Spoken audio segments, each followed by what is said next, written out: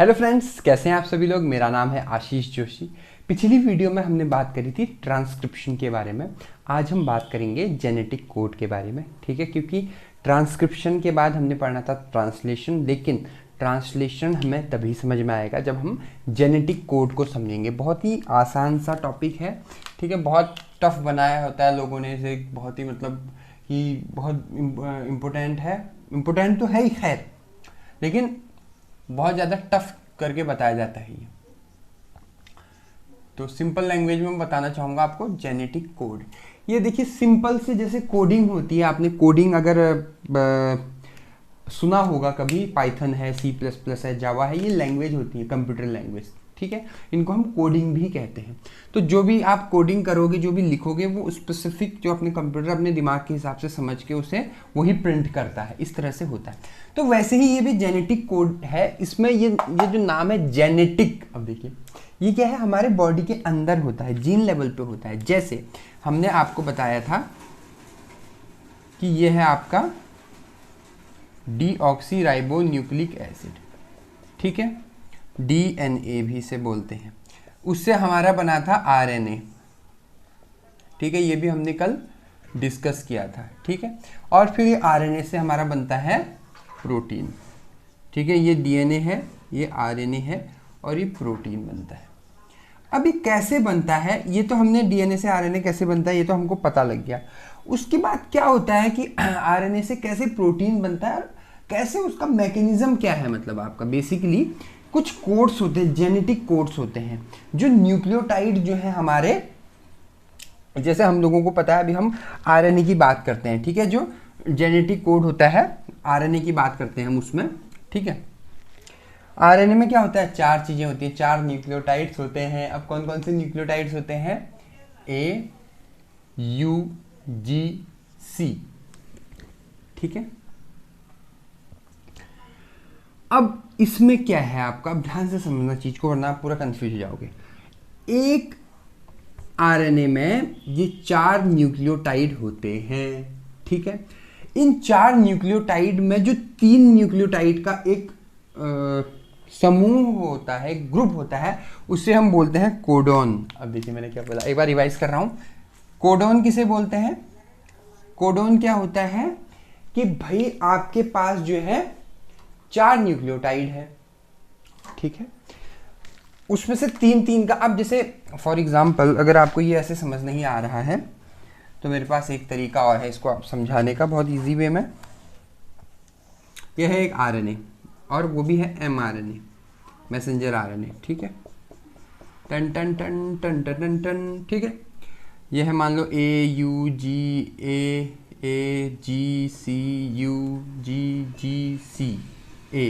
इस तरह से ये न्यूक्लियोटाइड्स हैं, इसमें अटैच है, ठीक है। अब इसमें जो तीन न्यूक्लियोटाइड्स हैं आपका, ये वाला एक ग्रुप है, इस एक ग्रुप को हम बोलते हैं कोडोन। फिर ये दूसरा ग्रुप है, ये दूसरा कोडोन है, ये तीसरा ग्रुप है, ये चौथा ग्रुप है। मतलब इसमें क्या है, चार ग्रुप है इस इतने से mRNA में, ठीक है। तो ऐसे करके बहुत ज़्यादा ग्रुप्स होते हैं, ठीक है। ऐसे करके हम इनको ग्रुप में डिवाइड करते हैं। और टोटल जो कोडोन होते हैं वो कितने होते हैं हमारे पास, 64 कोडोन हमें पाए जाते हैं हमारे पास, ठीक है। इसमें एक चीज और समझने की है, वो ये है कि 20 अमाइनो एसिड मिलके जो है आपका प्रोटीन की सिंथेसिस करते हैं, ठीक है। 20 अमाइनो एसिड मिलके प्रोटीन की सिंथेसिस करते हैं, ठीक है। और ये जो 64 कोडोन है, इन 64 कोडोन्स में से जो है सिर्फ 61 ही कोडोन ऐसे होते हैं जो आपका प्रोटीन की सिंथेसिस के लिए हेल्प करते हैं। अब इन कोडोन्स की कुछ स्पेसिफिकेशन होते हैं, कुछ इनकी प्रॉपर्टीज होती है, हम उसके बारे में पढ़ेंगे। अगेन एक बार रिवाइज कर देता हूं, जेनेटिक कोड्स क्या होते हैं। जेनेटिक कोड जो हमारे जीन लेवल पे जो कोड होते हैं उन्हें जेनेटिक कोड कहते हैं। हर एक कोड का एक स्पेसिफिक प्रोटीन होता है, ठीक है। जैसे जो है आपका, अभी आगे चल के हम बताएंगे, खैर इतना हम डीप नहीं जाते। ये जैसे ये तीन जो है, इस तीन का AUG है, जैसे AUG का कोई एक X प्रोटीन होगा, ठीक है। इसका कोई Y होगा, इसका कोई क होगा, इसका कोई ख होगा। इस तरह से जो है आपके अलग अलग उसके अलग अलग प्रोटीन होते हैं आपके कोडोन के। कोडोन किसे कहते हैं? 3 न्यूक्लियोटाइड मिलके एक कोडोन बनाते हैं आपके, ठीक है। टोटल मिला के कितने होते हैं? 64 न्यूक्लियोटाइड होते हैं। कैसे, ये कैसे निकाला? इसका भी फॉर्मूला होता है। इसका फॉर्मूला क्या होता है? टोटल कितने कोडोन है हमारे पास? AUGC, कितने कोडोन है? 4, ठीक है। और कितने कितने को हम कोड कर रहे हैं? 3, तो 4 की पावर 3, 4 इंटू 4 इंटू 4, 4 चक्को 16 चक्को 64, 4 4 जा 16, 4 जा 64, ठीक है। तो ये आपका आ गया 64 टोटल नंबर ऑफ कोडोन है। इसमें 61 जो कोडोन होते हैं वो प्रोटीन की सिंथेसिस करते हैं, और 3 कोडोन्स को बोलते हैं नॉनसेंस। अभी नॉनसेंस बकवास वाला नॉनसेंस नहीं है, ठीक है। नॉनसेंस मतलब ये कुछ भी, कोई भी प्रोटीन को कोड नहीं करते हैं, ये सिर्फ स्टॉप करने के लिए, इस प्रोटीन की सिंथेसिस को रोकने के लिए। भैया एक स्टार्ट किया है तो स्टॉप करने वाला बंदा भी तो चाहिए, तो स्टॉप करने के लिए ये जो है कोडोन यूज होते हैं। उसके बारे में भी हम पढ़ेंगे। अभी हम जो है कुछ इंपॉर्टेंट जो है प्रॉपर्टीज पढ़ लेते हैं इनकी, किसकी? कोडोन की, ठीक है। या जेनेटिक कोड भी लिख सकते हैं, प्रॉपर्टीज, ठीक है। कुछ प्रॉपर्टीज क्या होती हैं, जैसे पहली जो प्रॉपर्टीज है आपकी वो ये रहती है कि जो कोडोन होता है आपका, अब इसमें जो है कुछ कंफ्यूजिंग पॉइंट्स हैं जिनको मैं जो है आपको समझाने की कोशिश करता हूं। एक कोडोन, ये थोड़ा सा शोर आएगा क्योंकि बगल में कुछ काम चल रहा है, तो इसको इग्नोर करिएगा, ठीक है। एक कोडोन आपका सिर्फ एक अमीनो एसिड को ही कोड करता है, लेकिन एक अमीनो एसिड के बहुत सारे कोडोन हो सकते हैं। आप देखिए मैंने क्या बोला, एक कोडोन आपका, मान लो ये कोई कोडोन है XYZ, ये एक कोडोन है आपका, या XYZ को हटा के अगर हम इसको एक्चुअल में AUG कर दें, ठीक है। ये जो कोडोन है आपका, ये सिर्फ जो है एक ही अमीनो एसिड को, मान लो ये कोई प्रोटीन है आपका या अमीनो एसिड से, तो ये सिर्फ इसी अमीनो एसिड को जो है कोड करेगा, ठीक है। जैसे फॉर एग्जांपल, एक एग्जांपल ही ले लेते हैं, जैसे इसका नाम हम बोल देते हैं सेरीन। जो आपका सेरीन है, ठीक है, सेरीन को 4 कोडोन कोड करेंगे। मतलब जैसे फॉर एग्जांपल आपका UCU, ठीक है, आपका UCC, UCA और UCG। ये याद करने की जरूरत नहीं है, मैं जस्ट आपको समझाने के लिए बता रहा हूं। तो जब भी ये कोडोन कोड होगा तो आपका वहां पर सेरीन आएगा। कहने का क्या मतलब है, अभी भी आपको कंफ्यूजन हो रही है, दोबारा बता देता हूं। ये mRNA था आपका, इसमें मान लो AUGUCUUCA इस तरह से है, तो AUG एक कोडोन हो गया। अब UCU, जो आपका ये UCU है, तो जैसे ही ये UCU आएगा वैसे ही यहाँ पर कौन सा प्रोटीन अटैच होगा? सेरीन अटैच हो जाएगा, ठीक है। यहाँ पर जो है आपका सेरीन अटैच हो जाएगा। तो इस तरह से जो है जो भी कोड है, जैसे मान लो UCC है, अगर मान लो यहाँ पर C होता तो भी सेरीन आ जाता। अब इसमें समझाने वाली बात क्या है कि जो सेरीन है उसके तो 4 कोडोन हैं, लेकिन इस स्पेसिफिक कोडोन्स के सिर्फ सेरीन ही जो है अमीनो एसिड है। अब देखिए मैंने कितनी भयंकर बात बोल दी, अब कितना कंफ्यूज हो गए हो आप लोग, ठीक है। इसको हम बोलते हैं डीजेनरेसी, ठीक है। मतलब इस सेरीन के 4 कोडोन हैं, इसलिए इसको हम बोलते हैं डीजेनरेसी। इसका कौन सा नेचर होता है? डीजेनरेसी वाला नेचर होता है, ठीक है। इसको हम डीजेनरेसी भी लिख देते हैं, डीजेनरेसी। दूसरा जो होता है आपका, अभी मैं इसको समझाऊंगा और इसमें प्रकाश डालूंगा मैं बहुत अच्छे तरीके से, ठीक है, आपको क्लियर हो जाएगा, ठीक है। एक होता है अनएम्बिग्यूअस। इसका मतलब होता है कि एक कोडोन का सिर्फ एक ही अमीनो एसिड होगा। फॉर एग्जाम्पल, बहुत ही सिंपल सा एग्जाम्पल है कि ये है मदर, किसी माँ के जो है 4 बच्चे हो सकते हैं। इसका नाम है सोनू, इसका नाम है मोनू, इसका नाम है चुन्नूलाल, ठीक है, बहुत दिनों बाद चुन्नूलाल की एंट्री हुई, और इसका नाम है भोलू। अब देखिए भोलू, सोनू, मोनू, चुन्नू और भोलू, ठीक है। तो ये जो 4 बच्चे हैं इस माँ के, ठीक है, इस माँ के तो कितने बच्चे हैं, 4 बच्चे हैं, ठीक है।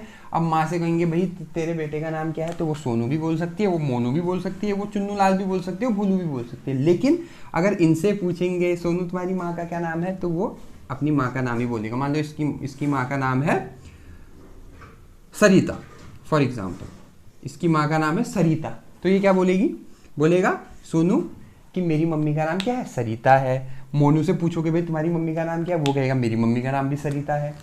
चुन्नू लाल से पूछेंगे तुम्हारी माँ का क्या नाम है, वो कहेगा मेरी मम्मी का नाम भी सरिता है। भोलू की मम्मी का नाम भी सरिता है। लेकिन अगर इस सरिता जो माँ है इसको पूछा जाएगा तो ये बोलेगी मेरे बेटे का नाम सोनू भी है, मोनू भी है, चुन्नू लाल भी है और भोलू भी है। इसी को जो है हम बोलते हैं, जो मैं आपको बताना चाह रहा हूँ कि जो सेरीन है आपका वो यहाँ पर क्या है, माँ है, इस एग्जाम्पल के अकॉर्डिंग, ठीक है। तो सेरीन के 4 बच्चे हैं, ये है सोनू, मोनू, चुन्नू लाल और भोलू, ठीक है। तो ये जो सेरीन है इससे पूछा जाएगा तो सेरीन बोलेगी भैया मेरा एक बेटे का नाम यूसीयू है, एक का नाम यूसीसी है, एक का नाम यूसीए है, एक का नाम यूसीजी है। लेकिन अगर यूसीसी से पूछा जाएगा तुम्हारी माँ का क्या नाम हो, गएगा सेरीन। यूसीजी से पूछा जाएगा क्या है भाई, सेरीन, ठीक है। तो इसको हम ये जो है 2 प्रॉपर्टीज़ हैं। अच्छा, एक इसकी ये आपको आई होप ये जो है आपको समझ में आया होगा। अगर नहीं आया तो फिर दोबारा वीडियो देखो, और तो मैं कुछ नहीं कर सकता, ठीक है। इसमें और एक चीज़ और है, हाँ, most important.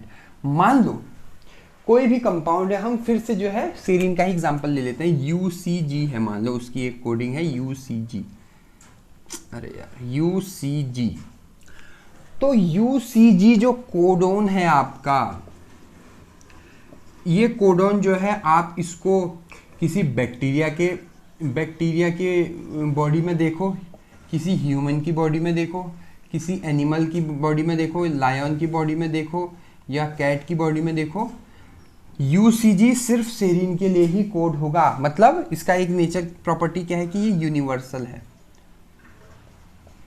UCG all over the world, all over the universe serine के लिए ही कोड करेगा। क्या आपको ये बात समझ में आई? ऐसा नहीं है कि ह्यूमन की बॉडी में यूसीजी जो है सेरीन कर लेगा और जो है लायन की बॉडी में ट्रिप्टोफैन कर लेगा, ऐसा नहीं होगा। एक कोड यूनिवर्सल होता है, ये कोड क्या होता है, यूनिवर्सल होता है। सिर्फ एक जो है कोड उसी स्पेसिफिक प्रोटीन के लिए ही जो है एक्ट करता है, ठीक है। दूसरा ये क्या होता है, कॉमालेस होते हैं। कॉमालेस मतलब अगर आप इनको पढ़ोगे जैसे ठीक है, A U G U U U A U G A U C G जो भी है, इसको अगर आप पढ़ोगे तो A U G U U U A U ऐसे पढ़ोगे। ऐसे नहीं पढ़ोगे आपकी ए यू जी पढ़ा फिर इसको छोड़ दिया, फिर यू यू यू पढ़ा फिर इसको छोड़ दिया, ऐसे नहीं। कोई भी कॉमा नहीं, कोई भी फुल स्टॉप नहीं, डायरेक्ट पढ़ोगे, लेकिन 3-3 के जोड़े में पढ़ोगे, ये याद रखना है। यू ए यू जी एक हो गया, यू यू यू एक हो गया, ए यू एक हो गया, जी ए सी एक हो गया, ठीक है। तो ये क्या है, आपके कॉमालेस होते हैं, ठीक है। अच्छा, अब मैं बताऊंगा आपको, जो मैं 3 उस कोडोन की बात कर रहा था जो कुछ भी नहीं करते हैं, ठीक है, नल्ले कोडोन, उनको हम बोलते हैं आपके, उनको हम बोलते हैं नॉनसेंस कोडोन। ये 3 कोडोन होते हैं आपके, ठीक है। तो हमारे पास कितने टोटल 64 कोडोन थे, बचे 3 घटा दो तो बचे 61। तो 61 तो स्पेसिफिक अमीनो एसिड को या प्रोटीन को कोड करते हैं, लेकिन 3 ये कौन कौन से कोडोन है, U A ji you G ए, ठीक है, U A ji you G ए। तो ये जो 3 ऐसे कोडोन हैं जो प्रोटीन सिंथेसिस को रोकने के काम आते हैं। अब देखिए कैसे, मान लो, ठीक है, ये कोई कोडोन है, यहाँ से रिएक्शन बनती जा रही है, ठीक है, ए जी ए हो गया, एक प्रोटीन बन गया यहाँ पर, फिर ए है मान लो, फिर यहाँ पर दूसरा ये बन गए, और बीच में जो है आपका पेप्टाइड बॉन्ड लगा, फिर तीसरा है ए यू ए, तो यहाँ पर फिर तीसरा बन गया यहाँ पर ये पेप्टाइड बॉन्ड को। अब मान लो यहाँ पर चौथा क्या आ गया, यू ए आ गया। अगर यहाँ पर यू ए आ गया तो UAA क्या है आपका, नॉनसेंस कोडोन है, तो कुछ नहीं बनेगा यहाँ पर, और ये रिएक्शन अलग हो जाएगी, तो ये प्रोटीन यहाँ से चले जाएंगे और इस तरह से जो है ये कि जो है प्रोटीन बन जाएगा ऐसे 3 अमीनो एसिड का। क्या आपको ये चीज़ समझ आई? मतलब अब UAA हो, UAG हो या UGA, कोई भी हो इन तीनों में से, वो क्या करता है, इस पूरी प्रोटीन की सिंथेसिस को रोक देता है। आप देख रहे हैं कितना पसीना, इतना स्वेटिंग हो रखी है, इतनी गर्मी हो रही है। खैर, तो ये क्या करता है, इस प्रोटीन की सिंथेसिस को रोक देता है, प्रोटीन की सिंथेसिस को रोक देता है। तो सिंपल सा ये है आपके जेनेटिक कोड, ठीक है। वैसे तो बहुत बड़ा ये टॉपिक है, ठीक है। अगर आपने ये बायोलॉजी अगर आपकी थी 12th में तो आपने पढ़ा होगा, ये बहुत बड़ा टॉपिक है। नीट की किसी ने प्रिपरेशन करी होगी तो वहाँ भी पढ़ा होगा, ठीक है। लेकिन हमने यहाँ बेसिक जानना है, ठीक है। हम बायोकेमिस्ट्री पढ़ रहे हैं, ठीक है। हमें बेसिक जानना है, ना इनको याद करने की ज़रूरत है। बस आप थोड़ा सा एक आध, जैसे नॉनसेंस कोडोन है, जो स्टॉप कोडोन होते हैं, उनको आप याद कर लो, ठीक है। कुछ ऐसे कोडोन होते हैं जिनका एक वो ही जो है स्पेसिफिक अमीनो एसिड होता है। कुछ ऐसे कोडोन होते हैं जिनके बहुत सारे कुछ ऐसे अमीनो एसिड होते हैं जिनके बहुत सारे कोडोन होते हैं। कुछ ऐसे अमीनो एसिड होते हैं जिनका सिर्फ एक कोडोन होता है, ठीक है। तो जिनका सिर्फ एक कोडोन होता है उसमें डीजेनरेसी नहीं होगी, लेकिन जिनके बहुत सारे कोडोन होंगे वो डीजेनरेसी पाई जाएगी उसमें, ठीक है। और जो कोडोन है आपके, वो उसी एक जो है अमीनो एसिड को कोड करेगा, उसे हम बोलते हैं अनएम्बिग्यूअस नेचर, उसका प्रॉपर्टीज, ठीक है। तो आई होप आपको ये लेक्चर क्लियर हुआ होगा। छोटा सा लेक्चर था। अगली वीडियो में हम बात करेंगे ट्रांसलेशन के बारे में, और शायद वो हमारा लास्ट टॉपिक रहेगा। उसके बाद हमारी चौथी यूनिट भी ख़त्म हो जाएगी। फिर हम अपनी 5वीं और सबसे छोटी यूनिट और सबसे अच्छी यूनिट है एंजाइम्स, उसके बारे में पढ़ेंगे। हम जितना भी अभी एंजाइम्स के बारे में बातें करते आ रहे हैं, तो वो एक्चुअल में एंजाइम होता क्या है वो हम 5th यूनिट में पढ़ेंगे। अगर आपको मेरी वीडियो पसंद आए तो मेरे चैनल को सब्सक्राइब कीजिएगा, बेल आइकन पर क्लिक कीजिएगा। आपने मुझे इतना वक्त दिया उसके लिए बहुत बहुत धन्यवाद। Thank you so much.